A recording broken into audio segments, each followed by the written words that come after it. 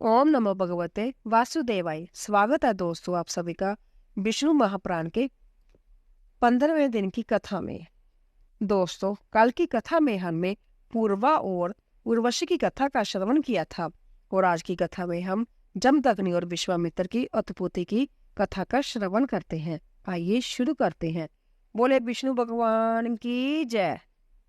चतुर्थ अंश का 7वां अध्याय। श्री पराशर जी बोले, राजा पूर्वा के पार परम बुद्धिमान आजू, विश्वावसु, शताजु और अजताजु नामक पुत्र उत्पन्न हुए। अमावसु के भीम, भीम के कांचन, कांचन के सुवत्तर नामक पुत्र हुआ, जिसे अपनी संपूर्ण जगशाला को गंगा जल से अपलावित देख क्रोध से रक्तनयन हो भगवान जग पुरुष को परम समाधि के द्वारा अपने में स्थापित कर संपूर्ण गंगा जी को पी लिया था। तब देव ऋषियों ने इन्हें प्रसन्न किया और गंगा जी को इनकी पुत्री रूप से पाकर ले गए। जौहनु के सुमंतु नामक पुत्र हुआ। सुमंतु के अजय के वालकाशव और वालकाशव के कुश के कुशनाव पुत्र उत्पन्न हुए। उनमें से कुशाम्ब ने इस इच्छा से कि मेरे इंद्र के समान पुत्र हो तपस्या की। उसके अग्र तप को देखकर बल में कोई अन्य मेरे समान न हो जाए, इस वजह से इंद्र संभय ही इनका पुत्र हो गया। वह गादी नामक पुत्र कौशिक कहलाया। गादी ने सत्यावती नाम की कन्या को जन्म दिया। उसे भृगु पुत्र ऋचिका ने वरण दिया। गादी अति क्रोधी और अति वृद्ध ब्राह्मण को कन्या न देने की इच्छा से ऋचिक से कन्या के मूल्य में जो चंद्रमा के समान कांतिमान और पवन के तुल्य वेगवान हो, ऐसा एक सहस्र स्वयंकरण घोड़े मांगे।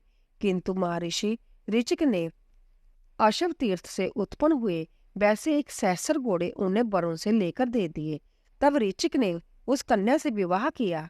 तत्परांत एक समय उन्होंने संतान की कामना से सत्यावती के लिए यज्ञ खीर तैयार की और उसी के द्वारा प्रसन्न किए जाने पर एक क्षत्रिय श्रेष्ठ पुत्र की उत्पत्ति के लिए एक और चरु उसकी माता के लिए भी बनाया। और यह चरु तुम्हारे लिए है तथा यह तुम्हारी माता के लिए है, इनका तुम यथोचित उपयोग करना।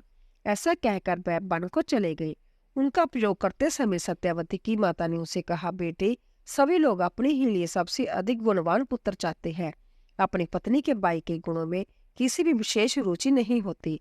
अंत तू अपना चरु तो मुझे दे दो और तू मेरा ले लो, क्योंकि मेरे पुत्र को तो संपूर्ण भूमंडल का पालन करना होगा और ब्राह्मण कुमार को तो बल वीर्य तथा संपत्ति आदि से लेना ही क्या है। ऐसा कहने पर सत्यावती ने अपना चरु अपनी माता को दे दिया। वन से लौटने पर ऋषि ने सत्यावती को देखकर कहा, अरे पापनी, तूने ऐसा क्या अकार्य किया है जिससे तेरा शरीर ऐसा भयानक प्रतीत होता है। अवश्य ही तूने अपनी माता के लिए तैयार किए चरु का उपयोग किया है, सो ठीक नहीं है। मैंने उसमें संपूर्ण ऐश्वर्य, पराक्रम, शूरता और बल की संपत्ति का आरोपण किया था तथा तेरे में शांति, ज्ञान, तितिक्षा आदि संपूर्ण ब्राह्मणोचित गुणों का समावेश किया था। उनके विपरीत उपयोग करने से तेरे अति भयानक अस्त्र शास्त्रधारी, पालन कर्म में तत्पर, क्षत्रिय के समान आचरण वाला पुत्र होगा और उसके शांति प्रिय ब्राह्मणचार युक्त पुत्र होगा। जय सुनते ही सत्यावती ने उनके चरण पकड़ लिए और प्रणाम करके कहा, भगवान, अज्ञान से मैंने ऐसा किया है। अंत्य प्रसन्न हुई और ऐसा कीजिए जिससे मेरा पुत्र ऐसा न हो, भले ही पौत्र ऐसा हो जाए। इस पर मुनि ने कहा, ऐसा ही हो। तदंतर उसने जमदग्नि को जन्म दिया और उसकी माता ने विश्वामित्र को उत्पन्न किया तथा सत्यावती कौशिकी नाम की नदी हो गई। जमदग्नि ने इक्ष्वाकु कुल उद्धव रेणु की कन्या रेणुका से विवाह किया। उससे जमदग्नि के संपूर्ण क्षत्रियों का ध्वंस करने वाले भगवान परशुराम जी उत्पन्न हुए, जो सकल लोक गुरु भगवान नारायण के अंश थे। देवताओं ने विश्वामित्र जी को भृगुवंशीय शून्य शेप पुत्र रूप से दिया था। उसके पीछे उनके देवरात नामक एक पुत्र हुआ और फिर मधुशंद, धनंजय, कृतदेव, अष्टक, कच्छप एवं हारितथक नामक और भी पुत्र हुए। उनसे अनन्य ऋषि वंशों में विवाह ने जोग्य बहुत से कौशिक गोत्रीय पुत्र पौत्रादि हुए। तो दोस्तों, इसी तरह 7वां अध्याय पूरा हुआ। 8वां अध्याय काश्य वंश का वर्णन। श्री पराशर जी बोले, आजू नामक जो पूर्वा का ज्येष्ठ पुत्र था, उसने राहु की कन्या से विवाह किया। उससे उसके 5 पुत्र हुए। शतवृद्ध सोहतर नामक पुत्र हुआ और सोहतर के काश्य, काश तथा घृतसम नामक 3 पुत्र हुए। घृतसम का पुत्र शौनक चातुर्वर्ण्य का प्रवर्तक हुआ। काश्य का पुत्र काशीराज काश्य हुआ। उसके राष्ट्र के दृगतपा और दृगतपा के धनवंतरी नामक पुत्र हुए।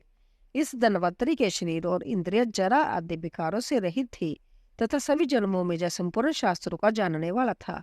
पूर्व जन्म में भगवान नारायण ने उसे जय वर दिया था कि काशीराज के वंश में उत्पन्न होकर तुम संपूर्ण आयुर्वेदिक 8 भागों में विभक्त करोगे और जग भाग के भोक्ता होगे। धनवंतरी पुत्र केतुमान का भीमरथ, भीमरथ का दिवोदास तथा दिवोदास का पुत्र प्रतदन हुआ। उसने मंदर श्रेय वंश का नाश करके समस्त शत्रुओं पर विजय प्राप्त की थी, इसीलिए उसका नाम शत्रुजित हुआ। दिवोदास ने अपने इस पुत्र प्रतदन से अंत्यत प्रेमवश वत्स कहा था, इसीलिए इसका नाम वत्स हुआ। अंत्यत सत्यप्राण होने के कारण इसका नाम ऋतुध्वज हुआ। तदंतर इसने कुवल्या नामक अपूर्व अश्व प्राप्त किया, इसीलिए जय इस पृथ्वी तल पर कुवल जाशव नाम से विख्यात हुआ। इस वत्स के लर्क नामक पुत्र हुआ, जिसके विषय में यह श्लोक आज तक गाया जाता है। पूर्व काल में लर्क के अतिरिक्त और किसी ने भी 66 सहस्त्र वर्ष तक जुआवस्था में रहकर पृथ्वी का भोग नहीं किया। उसी लर्क की भी सनति नामक पुत्र हुआ। सनति के सुनीत, सुनीत के सकेतु, सकेतु के धर्मकेतु, धर्मकेतु के सत्यकेतु, सत्यकेतु के विभु, विभु के सुविभु, सुविभु के सुकुमार, सुकुमार के दुष्ट केतु, बीतिहोत्र के बार्ग और बार्ग के बार्गभूमि नामक पुत्र हुआ। बार्गभूमि से चातुर्वेद का प्रचार हुआ। इस प्रकार काश्य वंश के राजों का वर्णन हो चुका है। अब रजी की संतान का विवरण सुनो। 9वां अध्याय, महाराज रजी और उनके पुत्रों का चरित्र। श्री प्राशर जी बोले, रजी के अतुलित बल पराक्रमशाली 500 पुत्र हुए। एक बार देवासुर संग्राम के आरंभ में एक दूसरे को मारने की इच्छा वाले देवता और दैत्यों ने ब्रह्मा जी के पास जाकर पूछा, भगवान, हम दोनों के कहले में कौन सा पक्ष जीतेगा? तब भगवान ब्रह्मा जी बोले, जिस पक्ष की ओर से राजा रजी शस्त्र धारण कर युद्ध करेगा उसी पक्ष की विजय होगी। तब दैत्यों ने जाकर रजी से अपनी सहायता के लिए प्रार्थना की। इस पर रजी बोले, यदि देवताओं को जीतने पर मैं आप लोगों का इंद्र हो सकूं तो आपके पक्ष में लड़ सकता हूँ। जय सुनकर दैत्यों ने कहा, हम लोग एक बात कहकर उसके विरुद्ध दूसरी तरह का आचरण नहीं करते। हमारे इंद्र तो प्रहलाद जी हैं और उन्हीं के लिए हमारा जय संपूर्ण उद्योग है। ऐसा कहकर जब दैत्यगण चले गए तो देवताओं ने भी आकर राजा से उसी प्रकार प्रार्थना की और उनसे भी उसने वही बात कही। तब देवताओं ने जय कहकर कि आप ही हमारे इंद्र होंगे, उसकी बात स्वीकार कर ली। अंत्य राजी ने देव सेना की सहायता करते हुए नेक महान अस्त्रों से दैत्यों की संपूर्ण सेना नष्ट कर दी। तदंतर शत्रु पक्ष को जीत चुकने के कारण देवराज इंद्र ने रजी के दोनों चरणों को अपने मस्तक पर रखकर कहा, व्यय से रक्षा करने और अन्नदान देने के कारण आप हमारे पिता हैं। आप संपूर्ण लोकों में सर्वोत्तम हैं, क्योंकि मैं त्रिलोक के अंदर आपका पुत्र हूँ। इस पर राजा ने हंसकर कहा, अच्छा, ऐसा ही सही।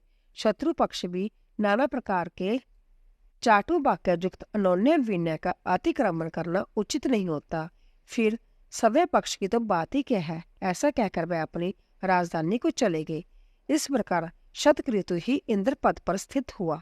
पीछे रज्जी के स्वर्गवासी होने पर देवऋषि नारद जी की प्रेरणा से रज्जी के पुत्रों ने अपने पिता के पुत्र भाव को प्राप्त हुए शतकीर्तु से व्यवहार के अनुसार अपने पिता का राज्य मांगा, किंतु जब उसने ना दिया तो उन महाबलवान रज्जी पुत्रों ने इंद्र को जीतकर संभव ही इंद्र पद का भोग किया।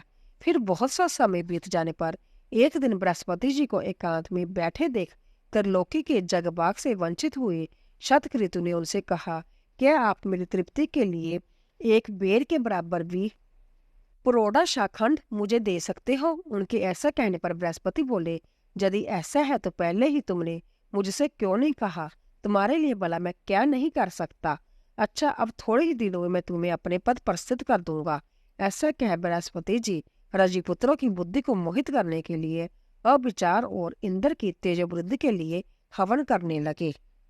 बुद्धि को मोहित करने वाले उस अविचार कर्म से अभिभूत हो जाने के कारण रजी पुत्र ब्राह्मण विरोधी, धर्म त्यागी और वेद विमुख हो गए।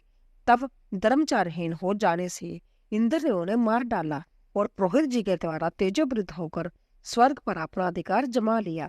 इस प्रकार इंद्र के अपने पद से गिरकर उस पर फिर आरूढ़ होने पर इस प्रसंग को सुनने से पुरुष अपने पद से पतित नहीं होता और उसमें कभी दुष्टता नहीं आती। आजू का दूसरा पुत्र रंभ संतानहीन था।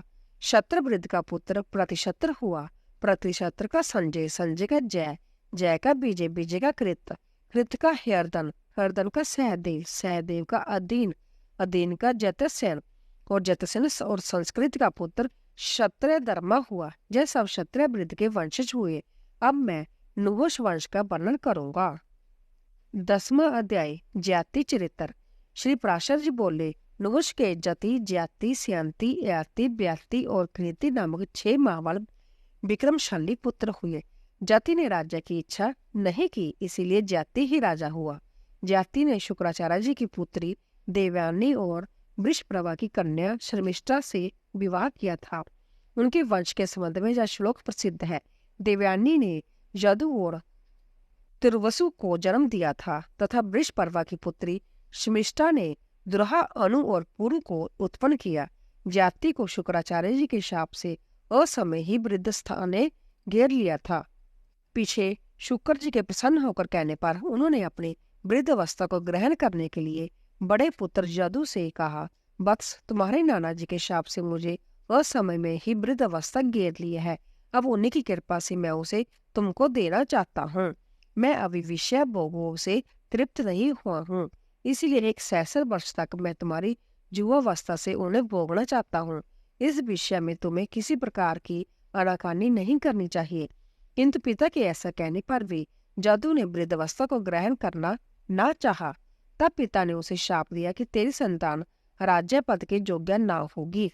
फिर राजा ज्याति ने तिरुवसु, द्रोहा और अनु से भी अपना यौवन देकर वृद्धावस्था ग्रहण करने के लिए कहा तथा उनमें से प्रत्येक के अस्वीकार करने पर उन्होंने उन सभी को शाप दे दिया। अंत में सबसे छोटे शर्मिष्ठा के पुत्र पुरु से भी वही बात कही तो उसने अति नम्रता और आदर के साथ पिता को प्रणाम करके उदारता पूर्वक कहा, जय तो हमारे ऊपर आपका महान अनुग्रह है। ऐसा कहकर पुरु ने अपने पिता की वृद्धावस्था ग्रहण कर उन्हें अपना यौवन दे दिया। राजा ज्याति ने पुरु का यौवन लेकर समय अनुसार प्राप्त हुए यथेष्ट विषय को अपने उत्साह के अनुसार धर्मपूर्वक भोगा और अपनी प्रजा का बड़े प्रकार पालन किया। फिर विश्वाची और देवानी के साथ विविध भोगों को भोगते हुए मैं कामनाओं का अंत कर दूंगा। ऐसा सोचते सोचते वह प्रतिदिन भोगों के लिए उत्कंठित रहने लगे और निरंतर भोगते रहने से उन कामनाओं को अत्यंत प्रिय मानने लगे। तत्परांत उन्होंने इस प्रकार अपना उदार प्रकट किया।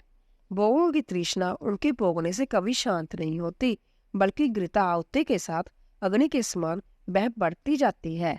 संपूर्ण पृथ्वी में जितने भी धान्य, जब सुवर्ण, पशु और स्त्रियां हैं, वह सब एक मनुष्य के लिए भी संतोषजनक नहीं है। इसलिए तृष्णा को सर्वथा त्याग देना चाहिए। जिस समय कोई पुरुष किसी भी प्राणी के लिए पाप में भावना नहीं करता, उस समय उस समदर्शी के लिए भी सभी दिशाएं सुखमयी हो जाती है। दुर्मतियों के लिए तो जो अंत्यत दुस्तजय है तथा वृद्ध अवस्था में भी जो शीतल नहीं होती, बुद्धिमान पुरुष उस तृष्णा को त्याग कर सुख से परिपूर्ण हो जाता है। अवस्था के जीर्ण होने पर केश और दांत तो जीर्ण हो जाते हैं, किंतु जीवन और धन की आशाएं उसके जीर्ण होने पर भी नहीं जीर्ण होती। विषय में आसक्त रहते हुए मुझे 1 सहस्र वर्ष बीत गए हैं, फिर भी नित्य ही उनमें मेरी कामना होती है। अंत्य अभी मैं इसे छोड़कर और अपने चित्त को भगवान में ही स्थिर कर निर्द्वंद और निर्मम होकर वन में मृगों के साथ विचरूंगा। श्री पराशर जी बोले, तदंतर राजा ज्याति ने पुरु से अपनी वृद्ध अवस्था लेकर उसका यौवन दे दिया और उसे राज्य पद पर अभिषिक्त कर वन को चले गए। उन्होंने दक्षिण पूर्व दिशा में तिरुवसु को, पश्चिम में दुरहा को, दक्षिण में जदु को और उत्तर में अनु को नियुक्त किया तथा पुरु को संपूर्ण भूमंडल के राज्य पर अभिषिक्त कर संभय वन को चले गए। 11वां अध्याय जदुवंश का वर्णन और सहस्र अर्जुन का चित्रण। श्री पराशर जी बोले, अब मैं ज्याति के प्रथम पुत्र जदु के वंश का वर्णन करता हूँ, जिसमें कि मनुष्य, सिद्ध, गंधर्व, यक्ष, राक्षस, किम पुरुष, अप्सरा, सर्प, पक्षी, दैत्य, दानव, आदित्य, रुद्र, वसु, अश्विनी कुमार, मर्दगण देव ऋषि मुमुक्षु तथा धर्म अर्थ काम और मोक्ष के अभिलाषी पुरुषों द्वारा सर्वदा स्तुति किए जाने वाले अखिल लोक विश्राम अतंत्यहीन भगवान विष्णु ने अपने अपरिमित महत्वशाली अंश से अवतार लिया था। इस विषय में यह श्लोक प्रसिद्ध है।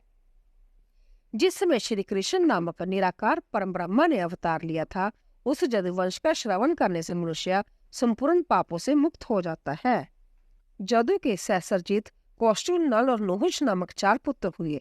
सहस्रजित के शतजित और शतजित के हेया तथा वैनुया नामक 3 पुत्र हुए। हेया का पुत्र धर्म, धर्म का धर्मनेत्र, धर्मनेत्र का कुंती, कुंतिका का सहजित तथा सहजित का पुत्र महिषमान हुआ, जिसने महिषामुतपुरी बसाई। जय महिषमान के भद्रश्रेया, दुर्दम दनक तथा दनक के कृतवीर्या, कृताग्नि, कृतधर्म और कृतोजा नामक 4 पुत्र हुए।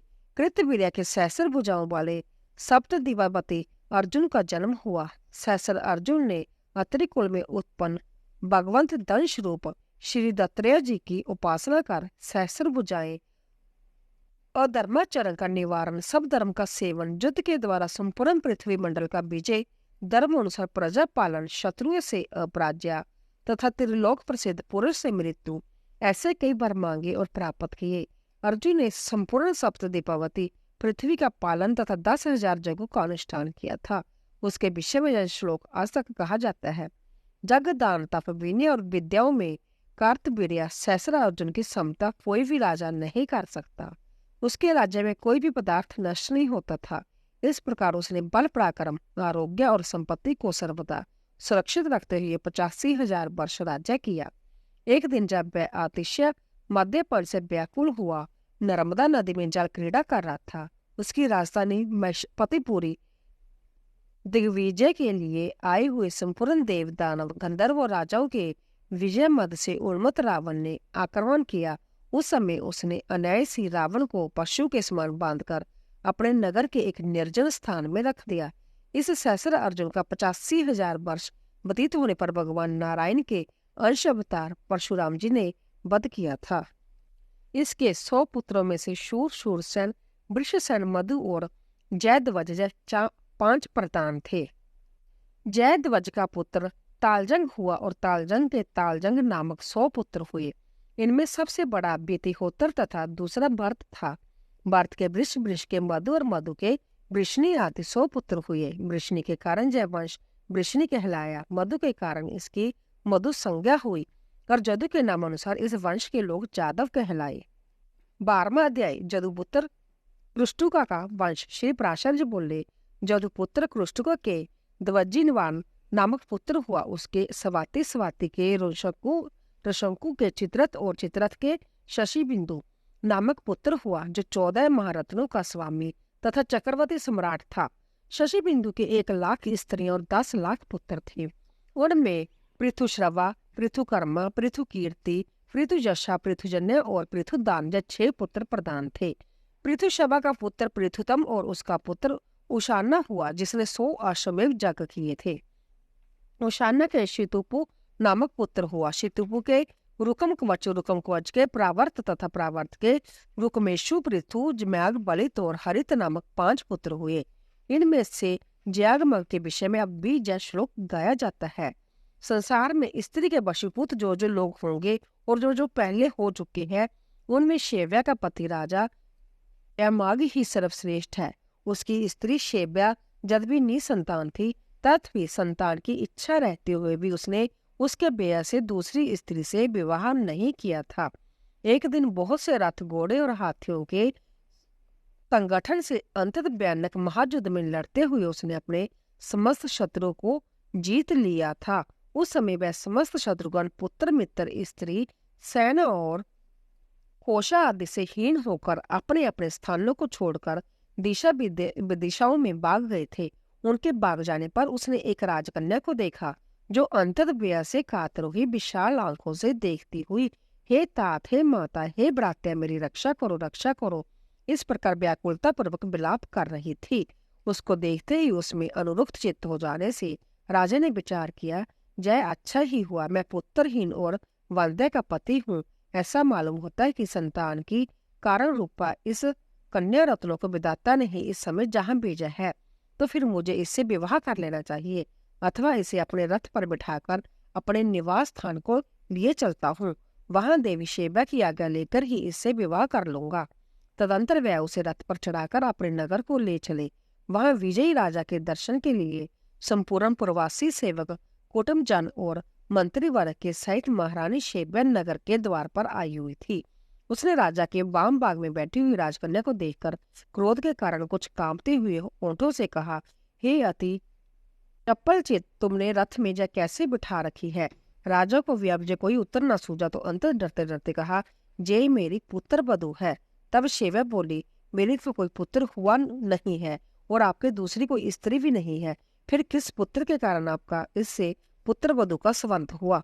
श्री पराशर जी बोले, इस प्रकार शेवा की ऐशा और क्रोध क्लुषित वचनों से विवेकहीन होकर व्यय के कारण कही हुई असंबद्ध बात के संदेह को दूर करने के लिए राजा ने कहा, तुम्हारे जो पुत्र होने वाला है उस भावी शिशु को मैंने जय पहले से ही बारह का निश्चित कर दी है। जय सुनकर रानी ने मधुर मुस्कान के साथ कहा, अच्छा ऐसा ही हो, और राजा के साथ नगर में प्रवेश किया। तदंतर पुत्र लाभ के गुणों से युक्त उस अति विशुद्ध लगन अवयव के समय हुए पुत्र जन्म विषयक वार्तालाप के प्रभाव से गर्भ धारने की योग्य अवस्था न रहने पर भी थोड़े ही दिनों में शेवा के गर्भ रह गया और जथा समय एक पुत्र उत्पन्न हुआ। पिता ने उसका नाम बिंदर्भ रखा और उसी के साथ उस पुत्र वधू का पानी ग्रहण हुआ। उससे बिंदर्भ ने क्रंथ और कैशिक नाम के 2 पुत्र उत्पन्न किए। फिर रोमपद नामक एक तीसरे पुत्र को जन्म दिया, जो नारद जी के उपदेश से ज्ञान विज्ञान संपन्न हो गया था। रोमपद के प्रभु के धृति के कौशिक और कौशिक के चेदी नामक पुत्र हुआ, जिसकी संतति में चेद राजाओं ने जन्म। जयामाग की पुत्र वधु के पुत्र क्रथ के कुंती नामक पुत्र हुआ। कुंती के दृष्टि के निर्दत्ति के दर्शाहा के व्योमा के जीमूत के विकृति भीमरथ अंशु के सतत्व नामक पुत्र हुआ तथा सतत्व से तत्व वंश का प्रादुर्भाव हुआ। हे मित्र, इस प्रकार जयामग की संतान का श्रद्धापूर्वक बलि प्रकाश श्रवण करने से मनुष्य अपने समस्त पापों से मुक्त हो जाता है। 13वां अध्याय सत्यवत की संतति का वर्णन और सीमंतक होने की कथा। श्री पराशर जी बोले, सत्यवत के वजमान दिव्या अंधक विष्णु नामक पुत्र हुआ। वजमान के निम्मी, कृकन और वृष्णि तथा इनके 3 सौतेले भाई शतजित, सहस्रजित और अयुधजित के जे 6 पुत्र हुए। देवावृद्ध के बब्रू नामक पुत्र हुआ। इन दोनों पिता पुत्रों के विषय में यह श्लोक प्रसिद्ध है। जैसा हमने दूर से सुना था वैसा ही पास जाकर भी देखा। वास्तव में बब्रू मनुष्य में श्रेष्ठ है और देवावृद्ध तो देवताओं के समान है। प्रभु और देवावृद्ध के उपदेश किए हुए मार्ग का अवलंबन करने से क्रमशः 6074 मनुष्य ने अमर पद प्राप्त किया था। महाभोज बड़ा धर्मात्मा था। उसकी संतान में भोजवंशी तथा मृतिकापुर निवासी मृतिकावरण निरपतिगण हुए। वृष्णि के 2 पुत्र सुमित्र और जुथाजित हुए। उनमें से सुमित्र के अनमिंतर के निगन तथा निगन से प्रसेन और सत्राजित का जन्म हुआ। उस सत्राजित के मित्र भगवान आदित्य हुए। एक दिन समुद्र तट पर बैठे हुए सत्राजित ने सूर्य भगवान की स्तुति की। उसके तन्मय होकर स्तुति करने से भगवान भास्कर उसके सम्मुख प्रकट हुए। उस समय उनके अस्पष्ट मूर्ति धारण किए हुए देखकर सत्राजित ने सूर्य से कहा, आकाश में अग्निपिंड के समान आपको जैसे मैंने देखा है वैसा इस मुख आने पर भी देख रहा हूँ। जहाँ आपकी प्रसाद स्वरूप कुछ विशेषता मुझे नहीं दिखती। सत्राजित के ऐसा कहने पर भगवान सूर्य ने अपने गले से तमंतक नाम की उत्तम महामणि उतारकर अलग रख दी। तब सत्राजित ने भगवान सूर्य को देखा। उनका शरीर कंचित तारंबर्ण अति उज्जवल और लघु था तथा उनके नेत्र कुछ पिंगल वर्ण थे। तदंतर सत्राजित के प्रणाम तथा स्तुति आदि कर चुकने पर सहस्रांशु भगवान आदित्य ने उससे कहा, तुम अपना अविष्ट वर मांगो। सत्राजित ने उसे समंतक मणि को ही मांग लिया। तब भगवान सूर्य उसे वह मणि देकर अंतरिक्ष में अपने स्थान को चले गए। फिर सत्राजित ने उस निर्मल मणि रतन से अपना कंठ सुशोभित होने के कारण तेज से सूर्य के समान समस्त दिशाओं को प्रकाशित करते हुए द्वारका में प्रवेश किया। द्वारकावासी लोगों ने उसे आते देख पृथ्वी का भार उतारने के लिए अंश रूप से अवतरित हुए मनुष्य रूपधारी आदि पुरुष भगवान पुरुषोत्तम से प्रणाम करके कहा, भगवान आपके दर्शनों के लिए निश्चय ही भगवान सूर्यदेव आ रहे हैं। उनके ऐसा कहने पर भगवान ने उनसे कहा, जय भगवान सूर्य नहीं है, सत्राजित है। जय सूर्य भगवान से प्राप्त हुए समंतक नाम की महामणि को धारण कर जहाँ आ रहा है। तुम लोग अब विश्वस्त होकर इसे देखो। भगवान के ऐसा कहने पर द्वारकावासी उसे उसी प्रकार देखने लगे। सत्राजित ने वह समंतक मणि अपने घर में रख दी। वह मणि प्रतिदिन 8 बार सोना देती थी। उसके प्रभाव से संपूर्ण राष्ट्र में रोग, अनावृष्टि तथा सर्प, अग्निचोर आदि का भय नहीं रहता था। भगवान अच्युत को भी ऐसी इच्छा हुई कि यह दिव्य रत्न तो राजा उग्रसेन के योग्य है, किंतु जातीय विद्रोह के भय से समर्थ्य होते हुए भी उन्होंने उसे छीना नहीं। सत्राजित को जब मालूम हुआ कि भगवान मुझसे जय रत्न मांगने वाले हैं, तो उसने लोभवश उसे अपने भाई परसेन को दे दिया, किंतु इस बात को न जानते हुए कि पवित्रता पूर्वक धारण करने से तो जमनी सुवर्ण दान आदि अनेक गुण प्रकट करती है और अशुद्ध अवस्था में धारण करने से घातक हो जाती है। परसेन उसे अपने गले में बांधे हुए घोड़े पर चढ़कर मृग्या के लिए वन को चला गया। वहां उसे एक सिंह ने मार डाला। जब वह सिंह घोड़े के सहित उसे मारकर उस निर्मल मणि को अपने मुंह में लेकर चलने को तैयार हुआ, तो उसी समय वृक्षराज जाम्बा ने उसे देखकर मार डाला। तदंतर उस निर्मल मणि रत्न को लेकर जाम्बावान अपनी गुफा में आया और उसे सुकुमार नामक अपने बालक के लिए खिलौना बना दिया। परसेन के न लौटने पर सब जातों में आपस में जय कानाफूसी होने लगे कि कृष्ण इस मणिरत्न को लेना चाहते थे। अवश्य ही इन्होंने उसे ले लिया है, निश्चय ही जय इन्हीं का काम है। इस लोक आपदा से पता लगाने पर संपूर्ण जादव सेना के सहित भगवान ने परसेन के घोड़े के चरण चिन्हों का अनुसरण किया और आगे जाकर देखा कि परसेन को घोड़े सहित सिंह ने मार डाला है। फिर सब लोगों के बीच सिंह के चरण चिन्ह देख लिए जाने से अपनी सफाई हो जाने पर भी भगवान ने उन चिन्हों का अनुसरण किया और थोड़ी ही दूरी पर राक्षस ऋक्ष राजा द्वारा मारे हुए सिंह को देखा, किंतु उस रत्न के महत्व के कारण उन्होंने जाम्बावन के पद चिन्हों का भी अनुसरण किया और संपूर्ण जातव सेना को पर्वत के तट पर छोड़कर ऋक्षराज के चरणों का अनुसरण करते हुए संभय उनकी गुफा में घुस गए। भीतर जाने पर भगवान ने सुकुमार को बहलाती हुई दात्री की वह बानी सुनी। सिंह ने परसेन को मारा और सिंह को जाम्बावन ने, हे सुकुमार, तू रो मत, जय समंतक मणि तेरी है। जय सुनने से समंतक का पता लगने पर भगवान ने भीतर जाकर देखा कि सुकुमार के लिए खिलौना बनी हुई समंतक मणि दात्री के हाथ पर अपने तेज से देदीमान हो रही है। समंतक मणि और अभिलाषापूर्ण दृष्टि से देखते हुए एक विलक्षण पुरुष को वहां आया देख दात्री त्राही त्राही करके चलाने लगी।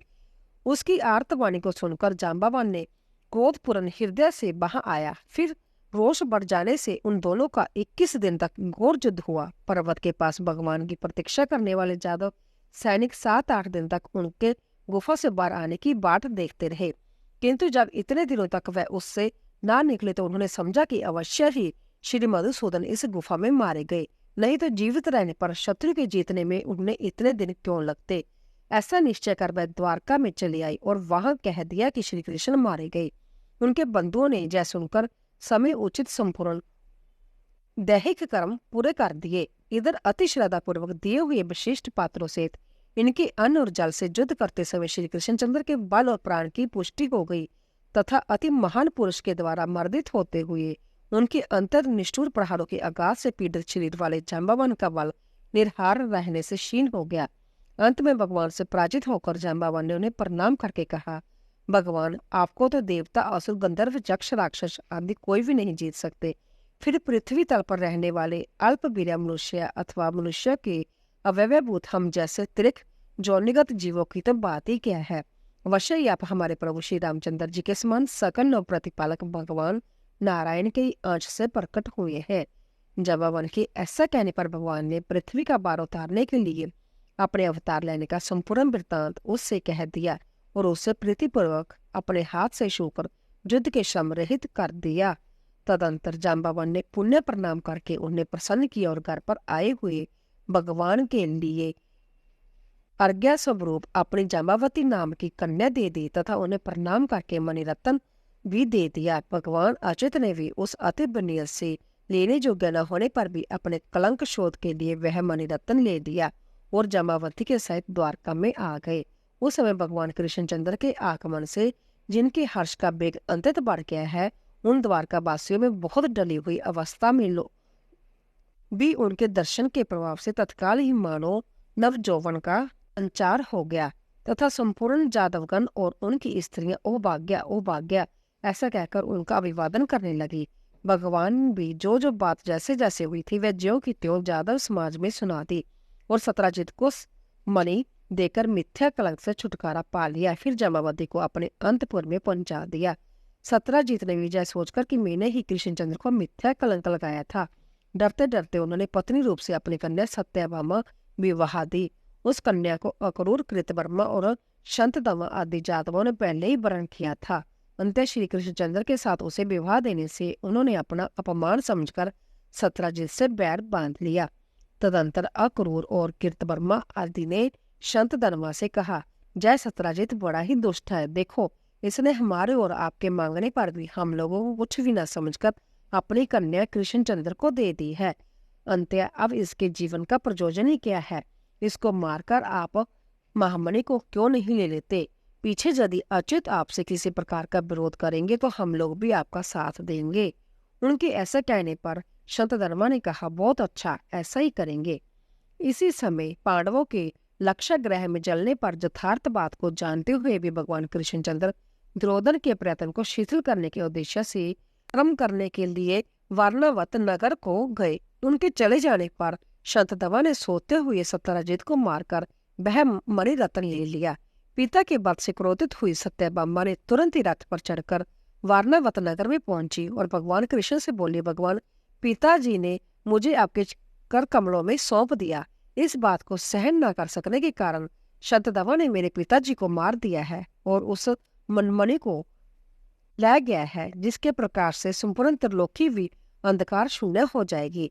इसमें आप ही की हंसी है, इसीलिए सब बातों का विचार करके जैसा उचित समझे वैसा करे। सत्यभामा की ऐसा कहने पर भगवान श्री कृष्ण ने मानी मन प्रसन्न होने पर भी उनसे क्रोध से आंखें लाल करके कहा, सत्य, अवश्य ही इसमें मेरी ही हंसी है।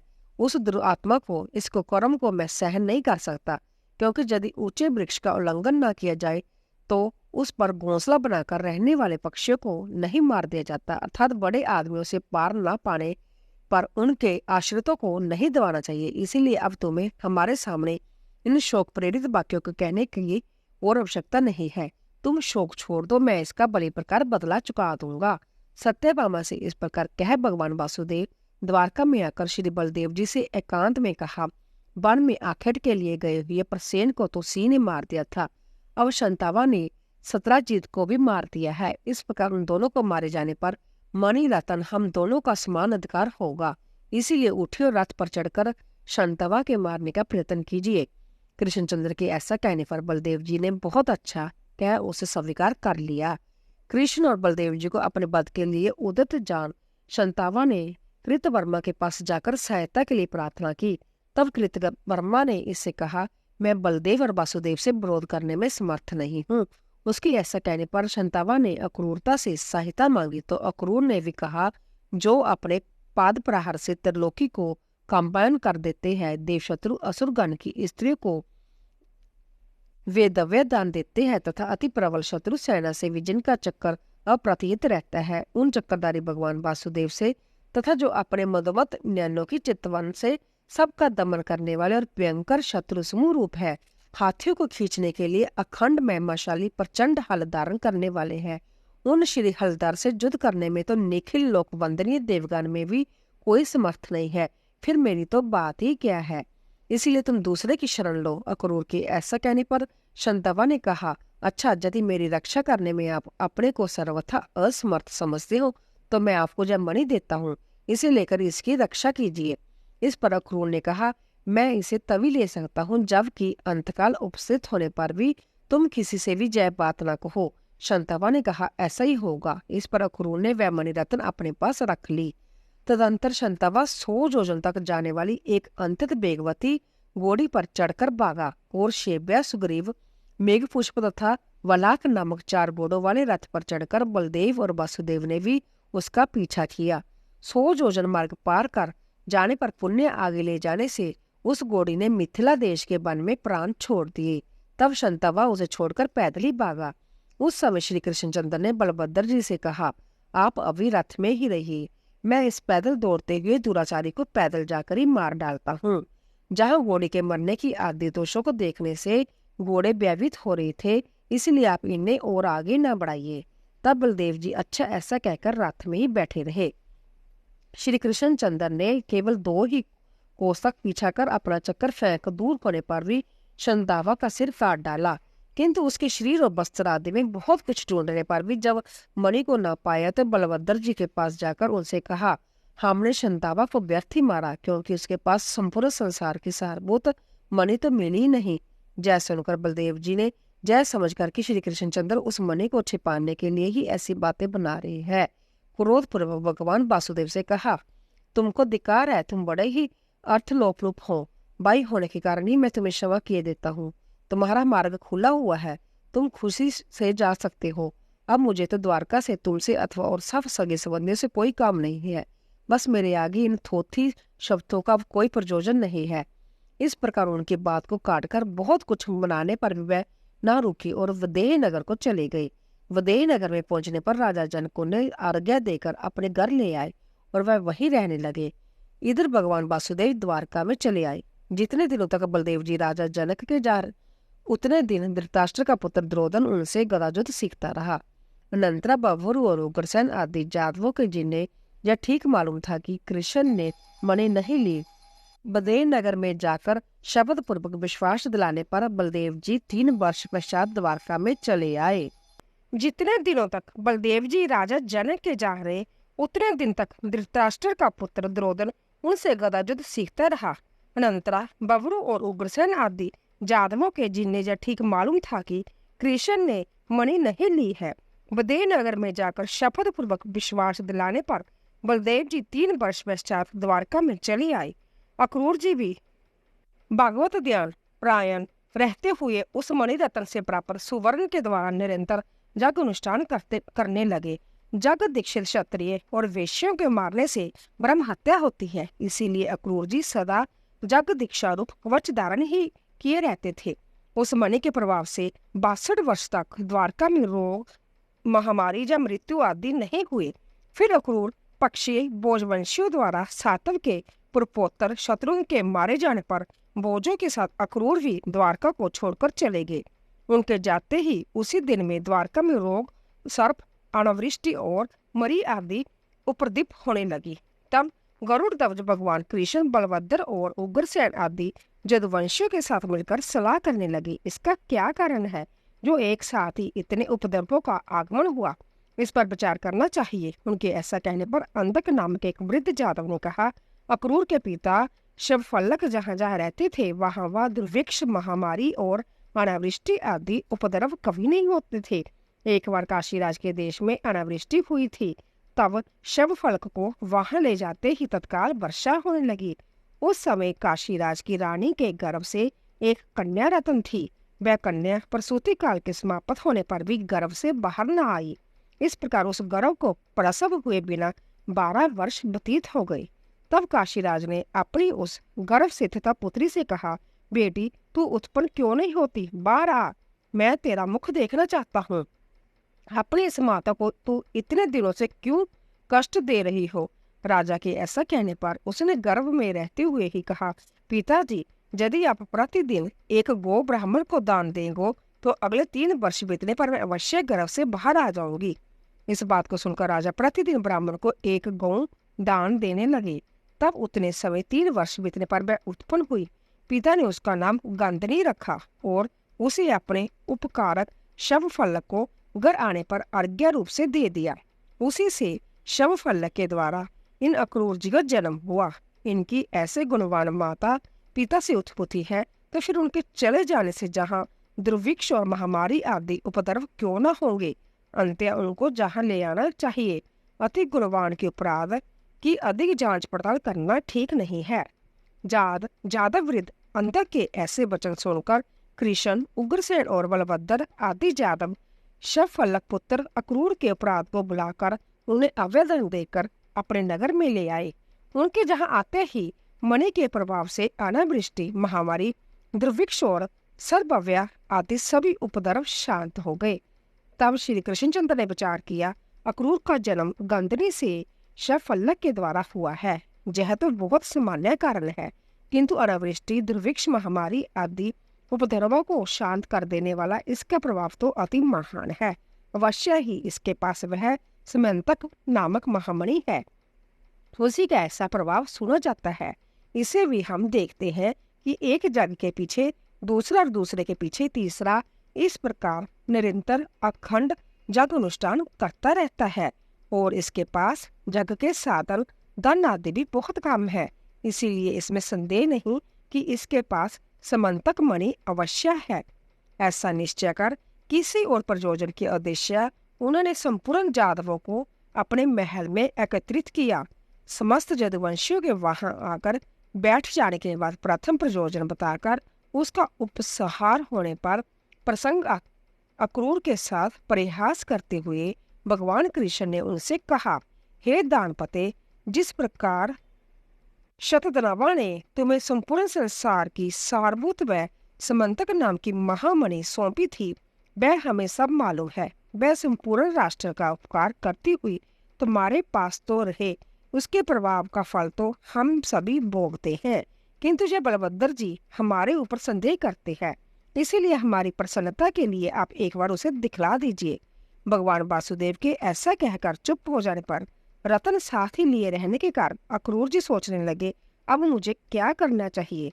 यदि और किसी प्रकार कहता हूं तो केवल वस्त्रों के ओट में टटोलने पर जय उसे देख ही लेंगे और इनसे अंतत विरोध करने में हमारा कुशल नहीं है। ऐसा सोचकर निखिल संसार के कारण स्वरूप श्री नारायण जी से अक्रूर जी बोले, भगवान शतधनवा ने मुझे वह मणि सौंप दी थी, उसके मर जाने पर मैंने यह सोचते हुए बड़ी ही कठिनता से इसे इतने दिन अपने पास रखा है कि भगवान आज कल या परसों इसे मांगेंगे। इसकी चौकसी के क्लेश से संपूर्ण भोगों में अनासक्ति चित्त होने के कारण मुझे सुख का लेश मात्र भी नहीं मिला। भगवान जब विचार करते हैं कि यह संपूर्ण राष्ट्र के उपकारक इतने से भार को भी नहीं उठा सकता, इसीलिए संभव मैंने आपसे कहा नहीं। अब लीजिए, आपकी वह मणि जय रही, आपकी जिसे इच्छा हो उसे ही दे दीजिए। तब अक्रूर जी ने अपने कटे बस्तर में छिपाई हुई एक छोटी सी सोने की पिटारी में स्थित वह समंतक मणि प्रकट की और उस पिटारी से निकालकर जादव समाज में रख दी। उसके रखते ही वह संपूर्ण स्थान उसकी तीव्र कांति से देदीमान होने लगा। तब अक्रूर जी ने कहा, मुझे यह मणि शंतावा ने दी थी, यह जिसकी हो वह ले ले। उसको देखने पर सभी जादवों का विस्मयपूर्वक साधु साधु जय वचन सुना गया। उसे देखकर बलभद्र जी ने अच्युत के ही समान, इस पर मेरा भी अधिकार है, इस प्रकार अपनी अधिक स्प्रह दिखलाई तथा जय मेरी ही पैतृक संपत्ति है। इस तरह सत्यभामा ने भी उसके लिए अपनी उत्कट अभिलाषा प्रकट की। बलभद्र और सत्यभामा को देखकर कृष्णचंद्र ने अपने को बैल और पहिए के बीच में पड़े हुए जीव के समान दोनों ओर से संकटग्रस्त देखा और समस्त जादवों के सामने वह अक्रूर जी से बोले, इस मणिरत्न को मैंने अपनी सफाई देने के लिए ही इन जादवों को दिखवाया था। इस मणि पर मेरा और बलभद्र जी का तो समान अधिकार है और सत्यभामा की यह पैतृक संपत्ति है और किसी का इस पर कोई अधिकार नहीं है। यह मणि सदा शुद्ध और ब्रह्मचार्य आदि गुणयुक्त रहकर धारण करने से संपूर्ण राष्ट्र का हित करती है और अशुद्ध अवस्था में धारण करने से अपने आश्रयदाता को ही मार डालती है। मेरे 16,000 स्त्रियां हैं, इसीलिए मैं इसके धारण करने में समर्थ नहीं हूँ। इसीलिए सत्यभामा भी इसको कैसे धारण कर सकती है। आर्य बलभद्र को भी इसके कारण से मदिरा पान आदि संपूर्ण भोगों का त्यागना पड़ेगा। इसीलिए है दानपते, जय जादवगण, बलभद्र जी, मैं और सत्यभामा सब मिलकर आपसे प्रार्थना करते हैं कि इसे धारण करने में आप ही समर्थ हैं। आपके धारण करने से जब संपूर्ण राष्ट्र का हित करेगी, इसीलिए संपूर्ण राष्ट्र के मंगल के लिए आप ही इसे पूर्ववत धारण कीजिए। इस विषय में आप और कुछ भी ना कहे। भगवान के ऐसा कहने पर दानपति अक्रूर ने जो आज्ञा कह वह महारत्न ले लिया। तब से अक्रूर जी सबके सामने उस अति देरीमान मणि को अपने गले में धारण कर सूर्य के समान किरण जाल से युक्त होकर विचरने लगे। भगवान के मिथ्या कलंक शोधरूपण इस प्रसंग का जो कोई स्मरण करेगा उसे कभी थोड़ा सा भी मिथ्या कलंक ना लगेगा। उसकी समस्त इंद्रियां समर्थ्य रहेगी तथा वह समस्त पापों से मुक्त हो जाएगा। तो दोस्तों, इसी तरह 13वां अध्याय पूरा हुआ। कल की कथा में दोस्तों हम अंधक के वंश का वर्णन करेंगे। बोले विष्णु भगवान की जय। तो दोस्तों आशा करती हूँ कि आपको हमारी कथा अवश्य पसंद आई होगी। प्लीज जाने से पहले चैनल को सब्सक्राइब कीजिए, लाइक कीजिए और ज्यादा से ज्यादा शेयर कीजिए। आप सभी का धन्यवाद।